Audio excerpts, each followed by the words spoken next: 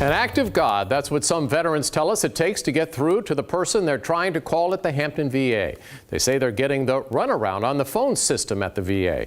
They reached out to 13 News Now investigative reporter Laura Geller for answers.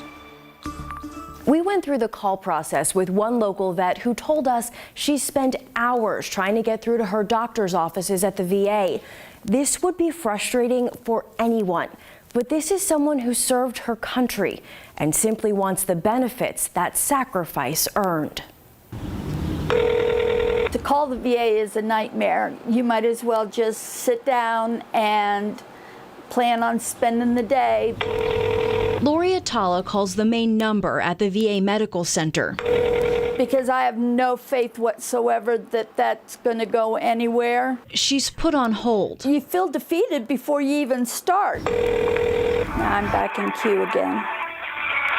After 15 minutes on hold, Lori hangs up to try again. She says this is typical. What would work on a normal phone queue doesn't seem to work at the VA. I don't understand how their system works. Lori is a Vietnam-era Marine Corps veteran. Like many vets, she now gets all of her care through the VA. Most veterans here in Hampton know that if you want an appointment, the best way to get it is you have to go to the VA to make the appointment. Don't even try to pick up the phone. We learned some of these issues could stem from a substantial increase in the call volume at the VA. In 2016, it averaged about 9,000 calls a month.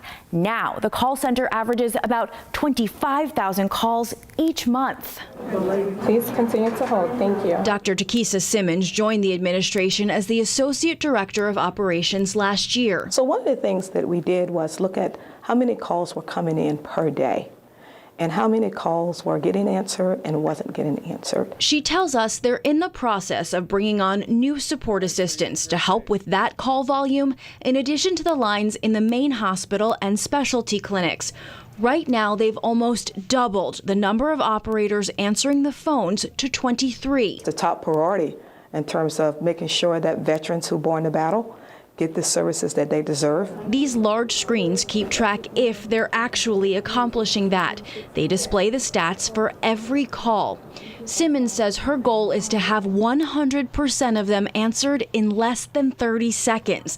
And if a call falls through, she wants operators to call back the very same day. Still, the 1,500 to 1,600 calls the center gets a day sounds like a lot for just 23 people to handle. So these are people who served our country, and these are benefits that they earned through that sacrifice. Do you think that they deserve better? Of course, our veterans deserve the best. There are a lot of opportunities for continuous improvement within our system, and I think that here locally, that there's an awareness of that.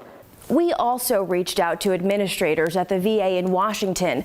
After initially saying they were working on our interview request, officials decided to decline it. We have repeatedly asked for more information, but our multiple calls and emails have not been returned. Laura Geller, 13 News Now.